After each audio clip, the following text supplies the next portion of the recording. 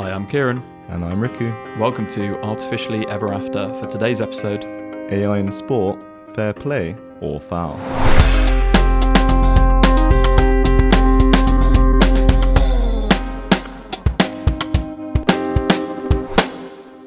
So, welcome back. Hi everyone, welcome. So for those of you who have not been following our social media, we've been a little bit busy, haven't we, Kieren? Yeah, first off, please go and follow our social media if you're not. That's artificially, I guess is how you pronounce it, because it's artificially EA on all different social accounts. So that's how you can stay tuned on what we're doing outside of these monthly episodes. So last weekend, Kieren and I went and did our first kind of, I don't know what to call it. I guess it was like our first exhibition as Artificially Ever After. Yeah, it was. I mean, we've done a few public events, haven't we, where we've kind of presented or been able to talk to audiences. But yeah, this was where we were kind of very much interacting with lots of individuals and we were kind of gathering information from the public, which was super cool. Yeah, and we even had to code up a little Artificially Ever After app to for the public to interact with, which was super fun. Yeah, so we're not going to give too much away because we do have lots of content coming your way about that. So we'll be posting little bits and bobs on social media in the weeks to come. And then I think probably next month's episode will be covering that event and we've got some very exciting first-hand accounts and clips from members of the public who are happy for us to record what they had to say about AI. So very excited. Should we tease the title? Or? Yeah, go ahead. Let's do it. So the central question of that event was, how does the public feel about AI? And yeah, you'll be able to find out. subscribe to find out. But for today, we're going to be doing an episode which I think we first mentioned we were going to do this back in December possibly, but we got a little bit carried away with other things. But we're now finally coming to our topic of AI in sport, and that is kind of all sports, the full landscape. So we've got a lot of ground to cover.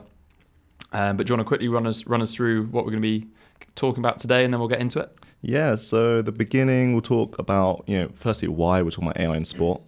Why might that make sense? And then, as usual, go into the history of AI in sport. And I think this is the first time where I actually knew the majority of the history, which was kind of cool, because I guess I've been watching, and it's actually not had a super long history, but yeah, in some ways it has had a long history. In the first segment, we will break down how AI is able to help with sports, and then primarily split the section up into how AI can help with performance analysis and training, game strategy, tactical analysis, and how to scout and recruit using AI.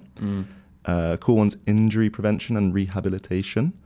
And then we'll talk about officiating and refereeing. And I think that's where a lot of the controversial debates and things has been covered in the media and stuff. Yeah, I think that was definitely the area where, and the application of computers and like AI more broadly, that I was aware of, at least in that history. I think those are the examples that I'd come across, probably for what you just said, which is that they usually strike up the biggest debates and controversy. But some of the other ones I had no idea, and they were like really exciting to do a bit of research into. So should we get into it? Wait. Second half. Yeah, can't forget our fun facts, and then second half. Yeah, in the second half we'll talk about the bad and the ugly, so then we'll go into the ethical considerations and things, and then we'll wrap up. Nice. So now we can go into it? Yeah, now we can go into it. Cool. So Kieren, start us off. Why are we talking about AI in sports?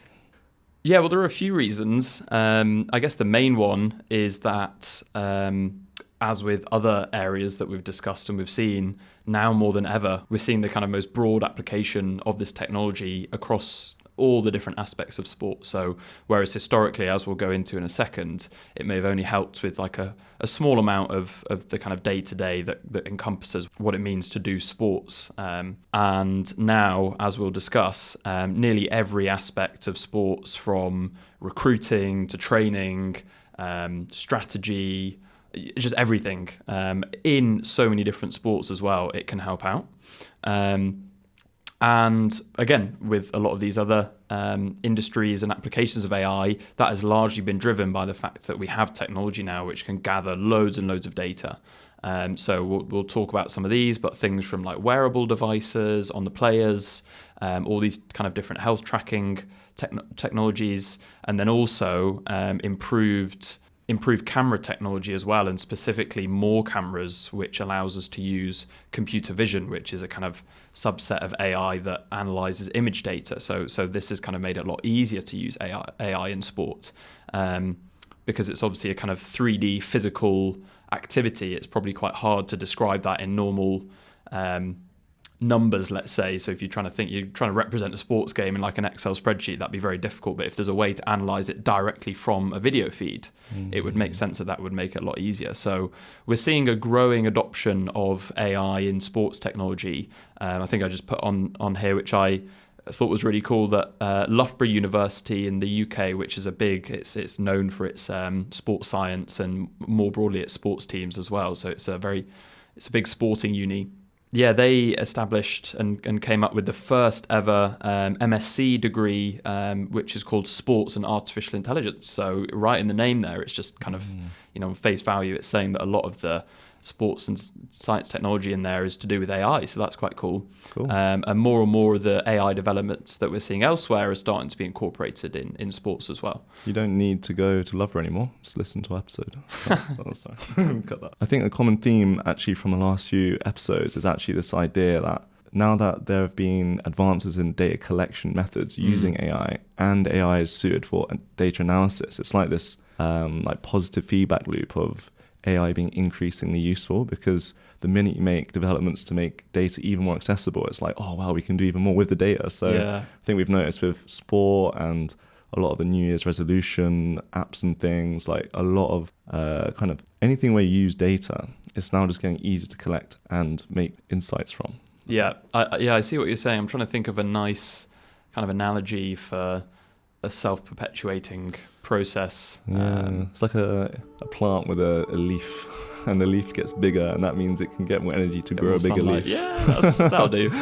Otherwise we'll be thinking for ages. Nice. Yeah, and I guess another reason it was a cool topic to cover, at least for me, I thought as well, is that it really, because one thing we were trying to do and achieve, I think, with this podcast more broadly, is just emphasize how pervasive AI is as a technology and how many different areas of society it's actually being used in now, often without our knowledge. I was just kind of shocked and thought it was a perfect example that like physical sports was an area where AI, digital computer technology can have such an impact on, humans like running around and doing sports. So I think it was like the perfect example to emphasize how pervasive AI is today. True, especially because AI is like not embodied right now. Like robotics are probably just starting to enter the scene. So the idea of an AI doing sport just sounds so crazy. Yeah, it's weird. And lastly, I think another reason is that we've actually seen that a lot of technological innovation has come out of sports. So I think Formula One is a great example. Like some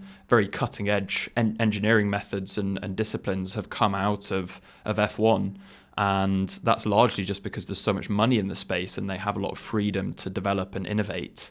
And if it's a sport where you have AI being used, then there is the potential there for there to actually be some kind of cutting edge research and development almost. So it's kind of cool to watch these spaces where there's lots of money and development, because you never know, it might develop a technology that could be used elsewhere. Yeah. So let's get into the history. Yeah, so do you want to run us back, Riku, and look a little bit into the history and where things started, maybe more broadly in computers and data in general being used in sports? Sure. So when I was looking into the history of AI in sport, first thing I thought about was actually this cool movie called Moneyball, which was inspired from this idea that came from the 1970s called sabermetrics. And the SABR stands for Society for American Baseball Research. So I don't know if you've seen Moneyball. Yeah, it's a great film. I love that film. And it was based on a book originally. I can't remember when the book came out, but the subtitle of the book was The Art of Winning an Unfair Game. And just really quickly, the story, I recommend the film. It's really good. It's not just about kind of data or sport specifically. I had very little interest in baseball, and it's still really entertaining. And Brad Pitt plays the protagonist, and he's the head coach of the Oakland A's team, who have like a tiny budget. They're doing really badly, and he basically brings in this analyst who I think has come from a background in like finance or something, but he's a statistician. And basically, rather than using the insight of the scouts and all the head coaches to pick players and build the team. They actually just do it in a completely data-driven way where they look at historical like batting averages and kind of on base rates and whatever other metrics you have in baseball, and kind of pick the team solely based off of the metrics and the data. And they actually turn it around. And I don't think, I'm not going to ruin the film, but they have an incredible season, and it's like one of the longest winning streaks of any baseball team in history at the time, I think, is the big part of the story. But anyway, that kind of kick-started this idea of using data to make decisions in sports. Yeah, I guess it was a good example of letting the numbers do the talking and not let the hype dictate your decisions. Yeah, so exactly, I think a really big thing in the sabermetrics was that the batting average, which is like, I don't know, the average number of points you get on a run, is actually not the best metric, despite that's the thing everyone wants, is like, whoever gets the most points must be the best. But actually loads of other stats are like assists and things that contribute to that person getting good batting average, and maybe you want the supporting players. But anyway, so moving on, 1976. Oh yeah, I think I'd seen this one, hasn't I? Yeah, this is the first mention of the actual term, I think. So other than after sabermetrics, this German sports scientist called Herbert Haag, he mentioned the term Sportinformatik, which literally translates to sport information or computer science in sports. So that was like the first mention of this idea of... Love we're a bit late to the game then. Exactly, a little bit, 1976. So in 2001, the TMO, Television Match Official, entered the rugby scene. So I remember growing up playing a lot of rugby, and I guess since I started playing and watching it on TV, it was already implemented. Yeah. Those of you that watch rugby know a lot about that, and we're going to come on to like got introduced into football at some point, and we'll go into that. One of the biggest ones. But also in 2001 was Hawkeye for cricket. So people might know more about Hawkeye in tennis, which came out in 2006, which is that really cool computer vision system where if the umpire says a ball is out or in, one of the players can challenge that call, and it kind of uses this trajectory AI system that kind of calculates the deformation of the ball as well, because like the ball's circular if you're just holding your hand, but when you smack it at high pace, it kind of distorts the shape. Yeah, I always used to wonder that when it shows like the top-down view, then the shadow of the ball is like really oval, and I was thinking, what? Yeah, and then do you remember like sometimes it was like a hair? Yeah, it's and crazy. If the deformation was any more, it just would be out. And I mean, you looked a little bit into Hawkeye for this episode, but I wonder what the accuracy of it is. So maybe you have that stat for later on. But... Yeah, we'll come on to that. In football, 2012, goal line technology started to get introduced. And then, interestingly, in 2018, VAR, so video system referee, which is kind of like the TMO in rugby was in football. Yep. So the goal line technology came first. And then there was another thing. So in baseball, despite having the sabermetrics being the beginning of AI in sport, it was only in 2019 when in baseball they started using this automated ball strike, ABS, in baseball, which... Basically, when you bowl in baseball, if the ball, imagine someone throws a ball at you and you have to hit it, but I do a terrible throw. I think that's called it's a no ball. so it's an AI that tells you if it's a no ball or not, because if you swing and miss, I think that's a strike. Yeah, so, I mean, I think with a lot of these things, which is bad. just kind of going a bit more general here, like. Obviously, umpires are very skilled and they're very practiced at knowing what to spot and what to look for. But it would make sense that a computer could assist and kind of improve you being able to see some of these things, because the ball's moving at such high pace in some of these sports that you're bound to miss things. Like even if you literally, some of the sports you blink and you miss it, so you can't really fault the umpire if they blink. So to have a camera that's got really high frame rate that's constantly watching, it never blinks. Kind of makes sense that would increase the accuracy of these challenges. But is that what we want? Exactly. So we'll come on to that. Another one in 2022. So outside of just like tracking the ball, we saw the first use of like a semi-automated offside technology, and that was used in the Qatar World Cup. And there was a physical sensor in the middle of the ball, and it sent data 500 times a second outside and transmitted that from the football. And it would know the exact kick point on the ball, and then around it, like the roof of the stadium, there were 12 dedicated tracking cameras that would know exactly, it's like very, very high accuracy where the football was. So that is tracking the ball, sorry. But then it would also be able to track 29 points on each player.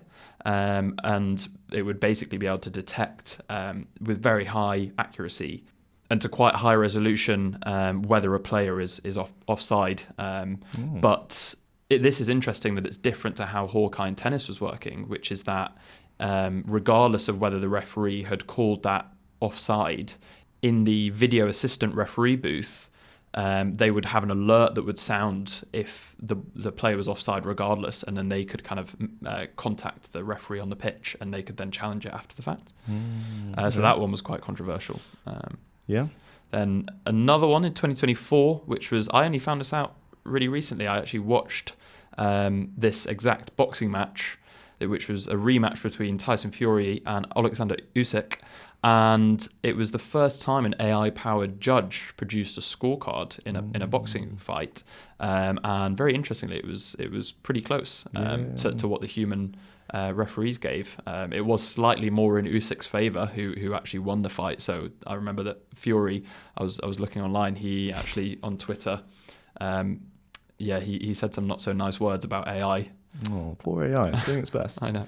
That's an interesting one because I think, for something like boxing, where, for those of you who don't know, at the end of each round, the judges will kind of pick who won that round. But that's quite a subjective thing, because maybe someone hits one really good shot and wobbles the other person. Maybe that wins the round, or maybe someone completely outboxed someone, punched them like 100 times more. Yeah. But then maybe at the end of the round they got hit really hard. Who wins? So and also with how like dynamic boxing is, and sometimes you can be at very close range, which it's probably quite hard to see how many punches are landing as well, and what's going on within the clinch. So it's like the fact that, so what happened was they had a camera watching, and it was a computer vision technology that tracked their bodies and the punches. So for it to be able to do that is crazy. But anyway, interesting. And this one's really cool. So this is for 2025, there'll be no more human umpires in tennis. Yeah, crazy. So they're in just Wimbledon. In Wimbledon. So so they're just going to use the Hawkeye technology. So wow. That's we gave a history, but we've also given a little indicator to the future. After 147 years, I wrote down there. So what a year to be doing this episode. It's I mean, we're in England. It's Wimbledon is very big sporting event here around the corner. So probably a good year for it. Okay, shall we get into some of the applications? Let's do it. So the first section of the ways AI helps in sport is on performance analysis and training. And I think quickly just reel off, you're getting these kind of smart training hubs, which are basically like little gyms where you do maybe some reaction tests. So it's like little lights like scattered around like a frame, and when it goes green, you got to hit one and checks your reaction time. But some that measure your jumping power and whatnot. So basically there's these dedicated little gyms that track your biometrics and how athletic you are. So that clearly has a good benefit for like performance analysis, because you can track exactly how fit your players are. Like, are they more powerful? Are they good at endurance? And that can help with how to train your players differently. Yeah, we'll also see in one of the other sections coming up that it's those little kind of techno gyms are also being used in scouting as well. So to give like a full profile of all those different metrics, and it can help inform whether you'd want to bring a player on or not, and their kind of current physical fitness. But I guess more broadly as well in this idea of like analysis is the fact, it's kind of what I was hinting at before, which is that now we've got lots of high resolution cameras, and we can have more cameras at different sports grounds and covering the sporting events. It's easier to just analyze what's gone on directly from the video. So obviously we can have dedicated tools and measurement devices like Riku was discussing then. But the great thing is that in some sports now, football being one where we're seeing a lot of it, we have software, so AI-powered software that uses computer vision technology that can directly analyze like a video feed from just a static camera that's kind of on the side of the pitch or on the stadium somewhere, and it just films the full game, and it can track all the players individually. It can see which player was kind of moving the most and covered the most ground, whether they stayed within their kind of area that they should have been given their position. And it gives you these full, like really detailed metrics on the analysis of a game, and then individually at the player level. And obviously that's what coaches and kind of managers are doing anyway, that they're trying to understand what all the players are doing and how they work together, and who needs to be kind of swapped out, etc. but this can kind of do it for every single player at all time for the whole game and give you all the stats after the fact. So there's actually been a lot of research and investment in this type of technology, and I think most of the big clubs, at least in football and definitely in other pitch sports, are using this tech now. It's kind of scary. So just for reference, like imagine watching a football game, but this AI essentially constructs a top-down view, and you can see all your opponent's movements, all your own teammates' movements, and just track pretty much anything, which means like no more slacking on the pitch, which I'm very glad that that wasn't a thing when I was playing. Last one that I thought was cool was you can have smart goggles for swimming. So there's like a little, just imagine a pair of goggles, but there's a little camera on the side, and it can just track how your breathing is, how far you've swam, and it's actually using augmented reality. So as you're swimming, there's a little projector that kind of shows you all your swimming statistics while swimming. So I think some people swim with a smartwatch, but you know, if you're swimming, you're using your arms to propel yourself forward. So you don't want to check turn your wrist for your watch. Well, with AI, you can like alleviate that inconvenience and just have it directly in your eyes all the time. I weirdly saw a targeted like Instagram advert for this a while back, which is strange because I don't really swim too much, at least not like length swimming, but it did look quite cool. Yeah, it's pretty cool. And I think the one I saw, I remember you could like kind of control your music and stuff as well if you had like waterproof headphones and stuff. So yeah, it's an interesting application there. Yeah. So moving on to game strategy, tactical analysis, and scouting and recruitment. So it's a big area, isn't it? Yeah, I think in history we talked about Moneyball, so I think that's the easy one, is like tracking data's being shown in the real world such that a movie was made about it, where it's like you can do really well by just tracking numbers and not worrying too much about how people look or like what headlines they're making, but purely on the statistics. And this has obviously got so much more advanced now, and there'll be so many more data points on each player than we've ever had before, that all clubs from all different sports are bound to be using this now in their recruitment process. Yeah, and a really cool one actually was Chelsea Football Club in the UK, and I think maybe other ones are following suit, but they started allowing people to upload a video of them doing specific moves in football, which I thought was really cool because it kind of democratizes the opportunity to become part of their youth team. It's like a screening process, isn't it? Yeah, exactly. It's like a screening process. So imagine how many people that are really good got swept under the radar because all Chelsea had is maybe like a PDF of each player, but now you can use AI to automatically watch people's videos, and you can just you can imagine that the AI can see the gap between the foot and the ball, and that can be a measurement of their control, because if the ball goes a lot further from their foot, maybe they've lost control. So you can see how AI is kind of in a way making getting scouted for these crazy big clubs, and maybe you're from a less privileged background and have less exposure. Now, if you just send a video, you might have an opportunity to play for the big leagues. That's super cool. Yeah, I saw a similar one, which is this app that's called All Athlete, and you can, in addition to videos, you can like upload body measurements and different personal information and like jump, like height metrics, things like this. And I think that has like 300,000 users I saw. So it's definitely becoming a part of the recruitment process as well. And a really interesting one to quickly mention. So we're not going to go into esports in this, even though that is a massively growing industry and there's so much money in it. And interestingly, in some sports like cycling, you're seeing some professional sports people who competed in the physical sport are actually transitioning and competing in the esport version, which I found was maybe really... it's a whole episode on its own. Yeah. But anyway, just a really, really crazy one is that it's now actually emerging as a area to discover real world athletic talent. So for some sports where there's like enough crossover with the esport version, scouts and recruiters are kind of going into that and looking at the people that are successful in the virtual world. And there's a famous example actually with this British professional race driver who was doing all these like esport tournaments for sim racing, and he actually then went and started driving real cars, and he's been extremely successful as a physical race driver. But I don't think we're advocating playing loads of video games. Next one is injury prevention and rehabilitation. I saw a company called Kitman Labs, who I think partner with a lot of big sports teams and things, and basically through their platform and software, they have AI that helps you collect data and things. And I think just to summarize it very quickly would be the more things you can monitor, the more you have to ensure your health is on form. So a bit like how in Moneyball they tracked really maybe not so obvious things that actually are really good indicators of a good player. In the same way, there's loads of patterns they found that if you track certain things, you can predict if someone's getting injured. So nice. Yeah, so that's Kitman Labs. That's like a perfect area of where AI can help, is that those complex patterns across like loads of different data points, like historically, to be able to like see trends in those is almost impossible for a human, but that's exactly where AI excels, isn't it? Yeah, exactly. And similarly, so another company is this, it's a company called Apex, and they have this GPS tracker that is approved by FIFA and the World Rugby.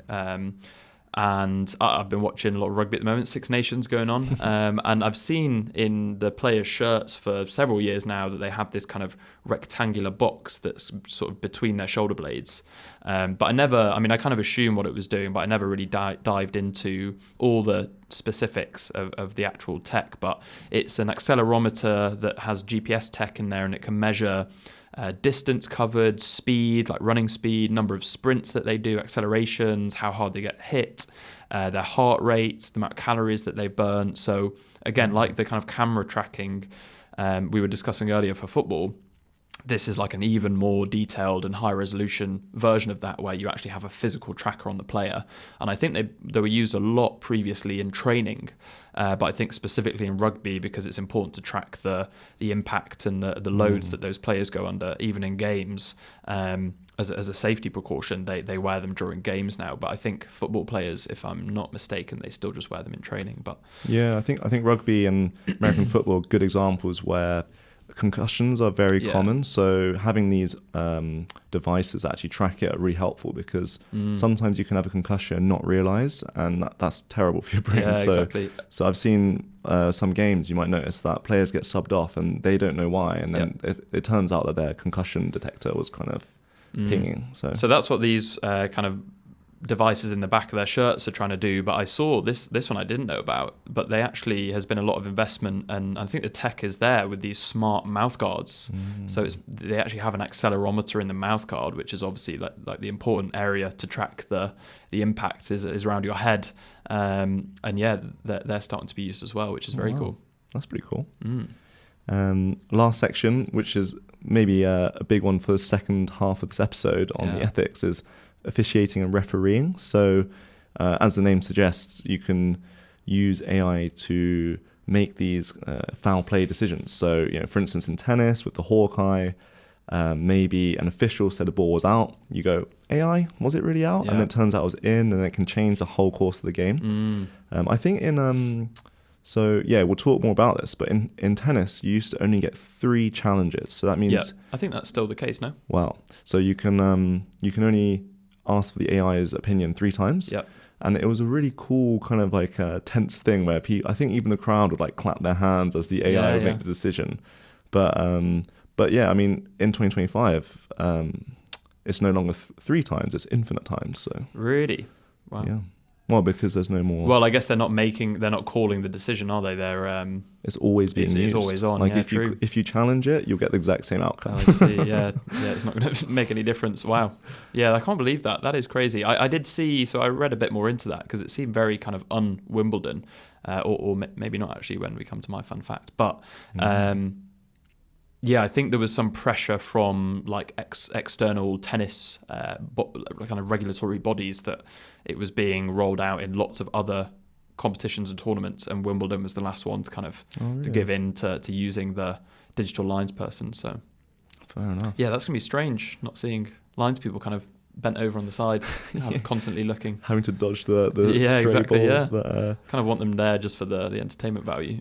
Yeah, got a little statistic as well. So for the VAR in football, it had a success rate of 99.3%, up from 95% of calls from human referees. So just thought I'd include that as to why we're seeing this technology, is that 4.3% is quite a lot of calls that can change the momentum of an entire game. So there are good reasons for AI to be in sport. Nice. Cool. I think we covered the sort of landscape there, didn't we? I mean, we originally had an idea to maybe go into all the different sports rather than the different kind of areas. But I guess then we just started to realise that nearly all sports use it in some way or another. So I guess with Formula One is I watch a little bit of F1 and that's kind of was the intuitive one where that sport is kind of entirely data driven these days and that all of the kind of calls that are made and when you kind of change tires and pit and things like that is all just driven. Like you always see everyone sat behind these big screens with all the data on like during the race. So that was kind of in your face that it was very data driven. But I guess a lot of the other sports now, it goes on in the background, like behind the scenes, off the pitch, and then it kind of subtly influences what's going on with what you're watching. And yeah, it's just happening more and more. So we'll get into how the fans feel in the second half. But should we do our fun fact quickly? Let's do it. Fun fact. Let's do it. Well, you put me down first now. I think. Well, I've kind of given a bit of a hint at what mine was already. But in last year's Wimbledon Championship, so the 2024, they started to use AI for generating match reports and commentary of the games, like written commentary, which was very controversial, kind of understandably. And yeah, fans were unhappy, commentators and pundits were unhappy, obviously, and like concerned about job displacement because they were putting that on their app and their website, that summaries of the games and kind of the journalism almost of what was going on was then being done by an AI system. But luckily, AI didn't live up to the challenge and had a couple of embarrassing flops. One of which was that it described the former US Open champion, Emma Raducanu, as the British number one, even though at the time she was actually number 3. So it couldn't even get her ranking correct, which is a pretty important stat. Oh, wow. She was also described as having won 11 matches up to that point when she'd won 14. So, these key stats that were just getting completely wrong. And then one which was like really embarrassing was that it described this match between a 35-year-old Chinese 2-time doubles Grand Slam champion, so huge player, and a famous Russian player as well. It's these two massive players in tennis. It described their match as an eagerly anticipated encounter between two up-and-coming players. Oh, no. So, yeah, I think that was scrapped straight away. But, yeah, that actually happened. That is really funny. I can imagine, like, if you have, like, a recent transfer as well, like, all the say like, Lewis Hamilton and, is it Red Bull? There's going to be so much data for that. And then if Lewis Hamilton switches teams, which he has. Well, his Mercedes had gone to Ferrari now, actually. Oh, close. sorry. Oh, okay. I don't watch it. But, yeah, you can imagine that bias will just, like, completely dominate any up-to-date news. Exactly, so. Yeah. And also another weird thing, people are expecting it to not be very creative and quite kind of boring and repetitive in its responses, but I saw some weird, like, descriptive sentences used where it was describing people on the court, like, jumping around like gazelles and stuff like that. It was very strange. Yeah, temperature parameters too high. Yeah. My fun fact is about honey. So, it's kind of wholesome, but I think everyone loves bumblebees. And honey. Yeah, and honey. So AI can be used now for optimizing honey production. So nice. A cool thing is, so you put cameras on the hive and you can track how many bees are coming in and out. So that's good for the hive, make sure they're not dying and things. But a really good thing is that for good honey, you want like diversity in the pollen you're getting. And the cameras... Unless it's Manuka. But, well, that's exactly it though. You can... depending on what you want, you can just track what pollen is coming into the hive, which is great because, as you say, maybe you want some purity, or maybe you want some diversity. So the cameras using the AI computer vision that we've spoken about in previous episodes can now tell what pollen's coming in and get the perfect honey. Very cool. Another one which is interesting was it also monitors the sound, and I didn't know that the sound of a hive can help indicate how well the queen is doing. Oh, wow, that's so cool. Yeah, happy honey, happy queens. And yeah. Might have to take up a new hobby. Wonder if it can stop you getting stung. That's the main thing. No. Cool. Back to the episode. Okay. Back to it. So, onto the bad and ugly, which we're going to call the ethical considerations. So, the first one is loss of human element. So, what we mean by this is, imagine you're watching a football game or any sport. And something incredible happens. Crazy goal, maybe the most incredible ace on tennis or whatever. Crowd goes crazy, and then only 1 minute later, you get sorry guys, that was not actually a goal. That was actually not in. Yeah. And then everyone's like, oh, well, we got so excited for nothing. So, I mean, would you even get that from someone saying it as well? Maybe it's just like a big red light that comes on or something. Yeah. Because you have, like, that's one thing I was wondering with Wimbledon as well, is you get them that's one of the things I love about the lines people, is that they scream when they call it out. They're like, ow! Yeah, okay. So I'll be a bit more specific, because that's a good point. So the exact thing that people don't like is this idea of overturning decisions. So we got some statistics. So 66% of people don't like VAR in football. So that was by the BBC.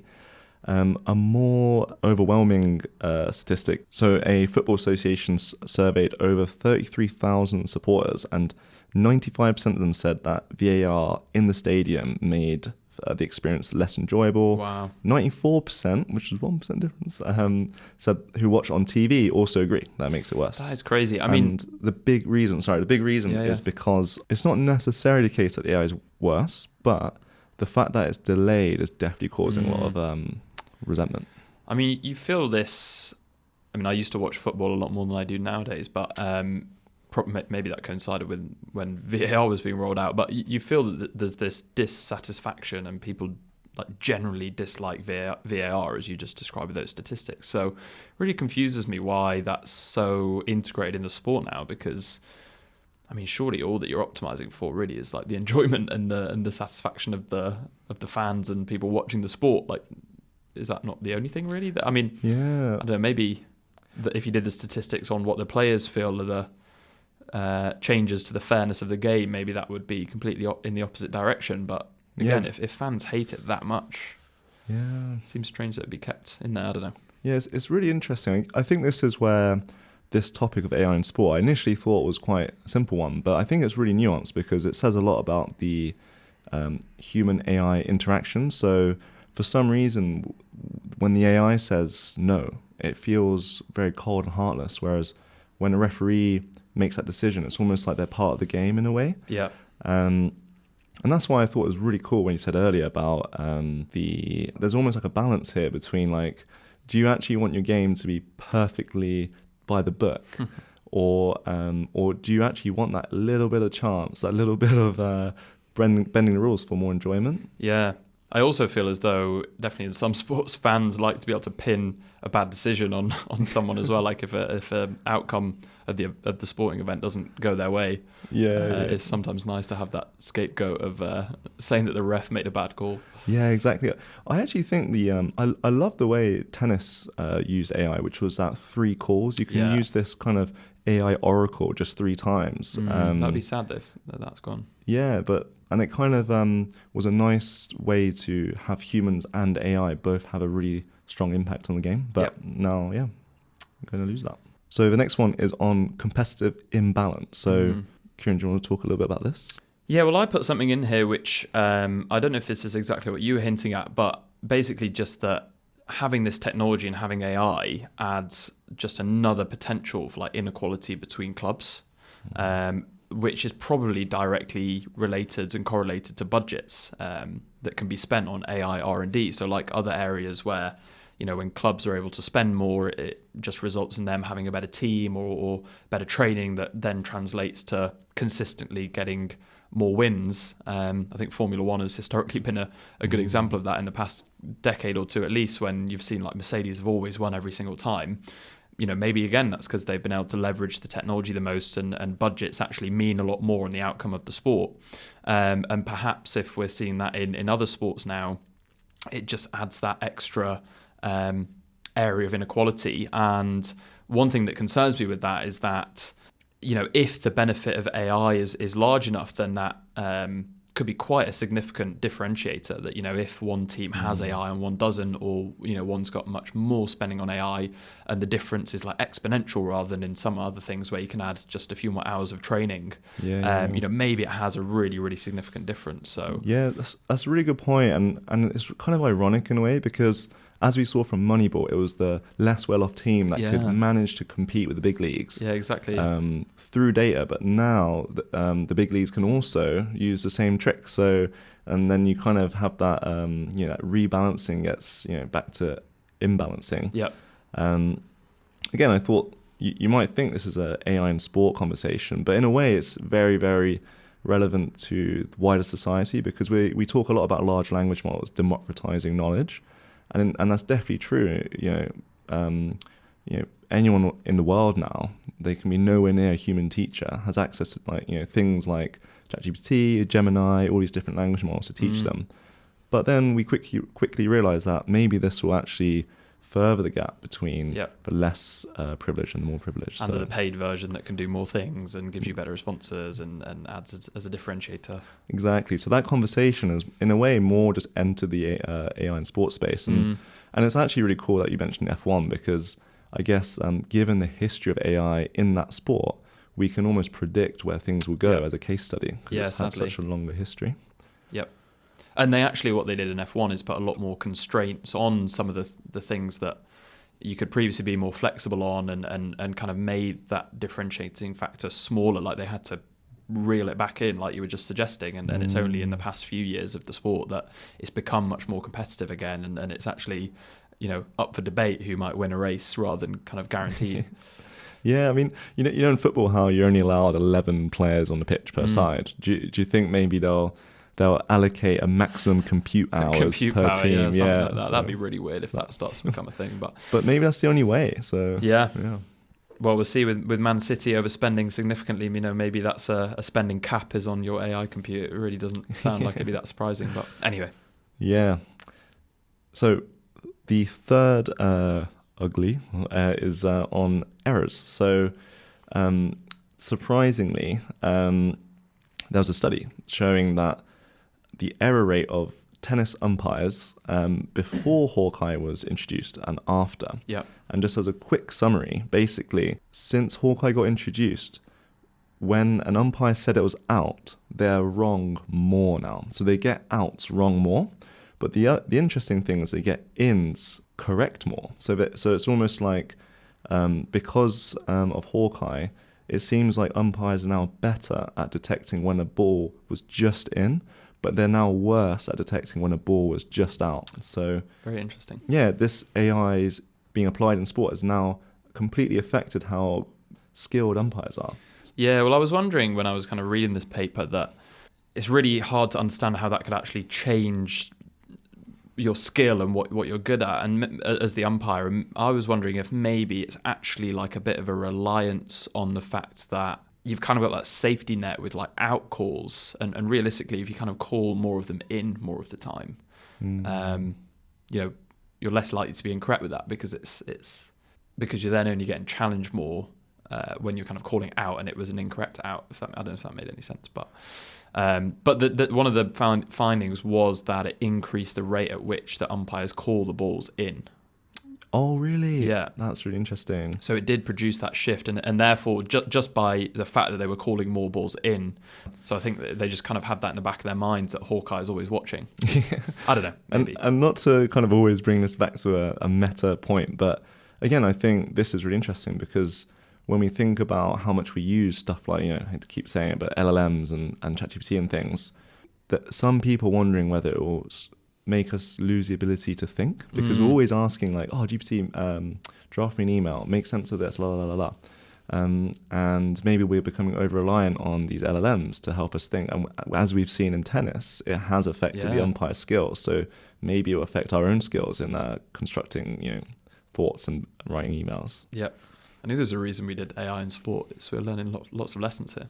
Yeah, it's always got a societal point. Last one, we'll keep it really short, is on privacy of data. So imagine you're playing a game and your manager's like, you have to wear this technology and we will track all of your biometrics. Like, it's very sensitive data. So I don't know.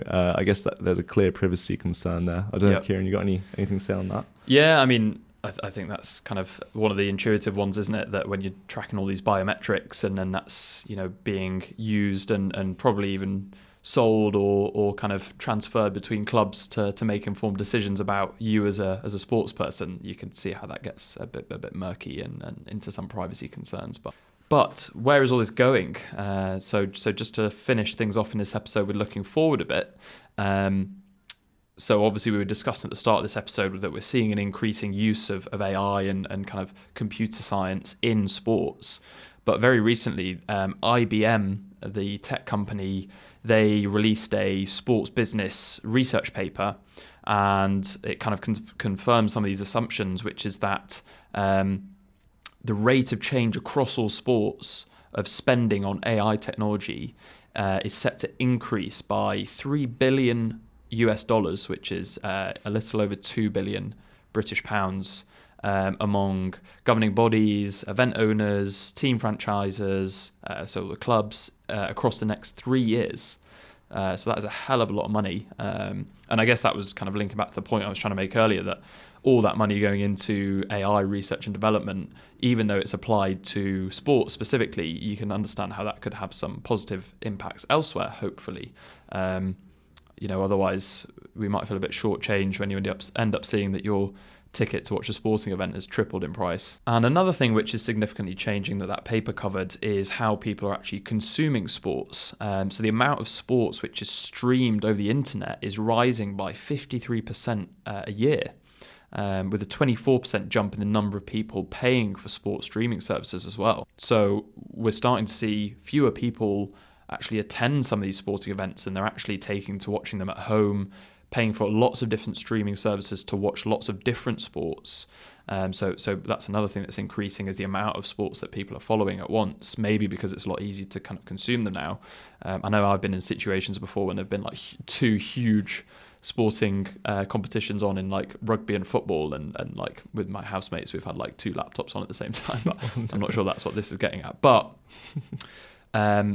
you can understand how when clubs and company, because they're, at the end of the day, they're just very big companies that have a lot of money. When they see that a lot of their fans are now going online, you can understand how they'd invest a lot more into some of this digital technology that's tracking the sport and giving all these kind of insights with the analytics of the players, their heart rate, things like this, like in real time. And we're seeing more of these apps and services where you can see a lot of this analysis going on your phone or kind of on your computer. So there's more and more investment in that. But some like open questions, which I guess this raises, I think you'd put a first one on there, hadn't you, Riku? But I think it's just interesting to think about what this could mean more broadly for sport. Now we can see that there's increased spending.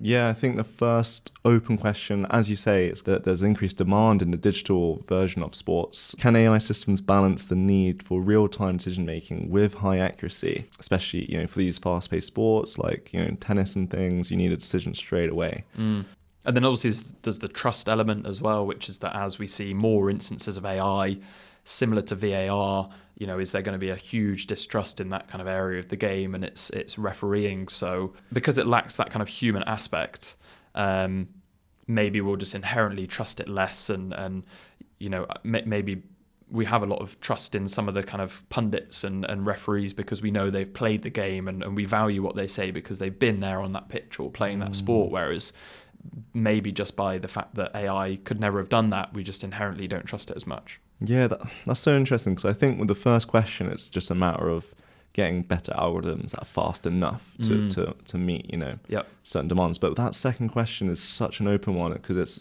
it really is about the human AI interaction, and maybe we'll never, in a way, we can never understand an AI the way we can understand each other. So, and I think the players and the referees are all very much part of the same game. So, yeah, it's very interesting.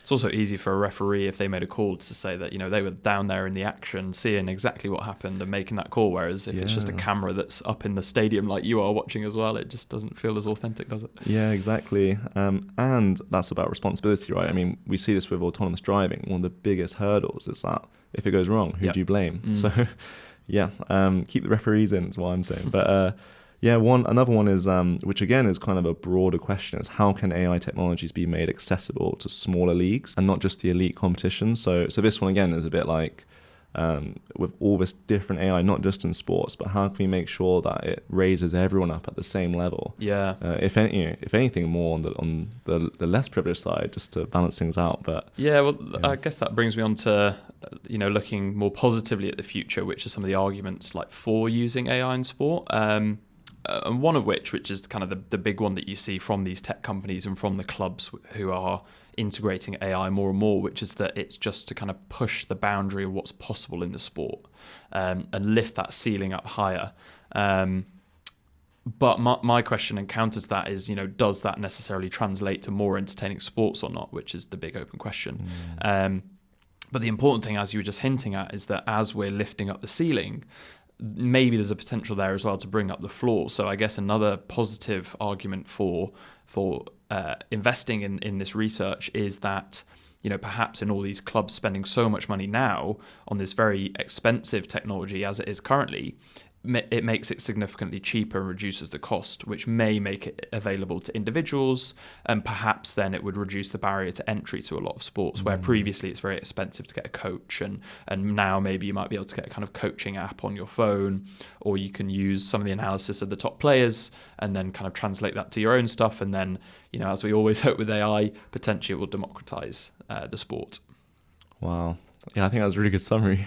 So we'll see. As always with these topics, we sadly do not have a crystal ball, but we look at all the different directions and make our kind of best assumptions. But hopefully we covered like some of the ways it could cause some ethical questions and some of the ways it could help. But subscribe, because we're going to come back to this topic, I'm sure, and we'll see what actually happens in the future and see how correct we were. But any other conclusions? I think that's it. Do you want to tease the next episode? Yeah, well, we gave a little hint in the start. I think if we can stick to our plan a bit more than we have in the past 2 episodes. But I think we're going to be covering the summary of our live event that we did at the science venue and our interviews with the public about how they feel and what they think about AI. So stay tuned for that. That will be coming up in a couple of weeks' time.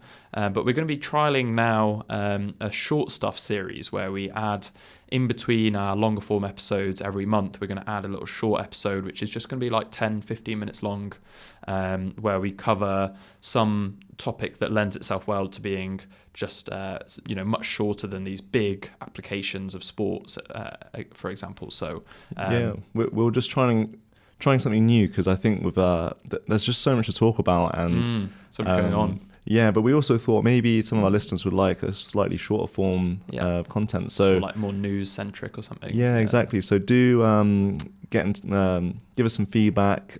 Contact at artificiallyeverafter.com. Yeah, it would be great to hear what you think. And we just want to demystify AI in the best way for you. Yeah, and we'd love to know the topics that you want us to cover as well. That's another big one. We're not running out of topics, but what we learned from our public session is that people want to cover all sorts of different things. So yeah, send us your messages. So thank you all for listening, and we'll catch you next time.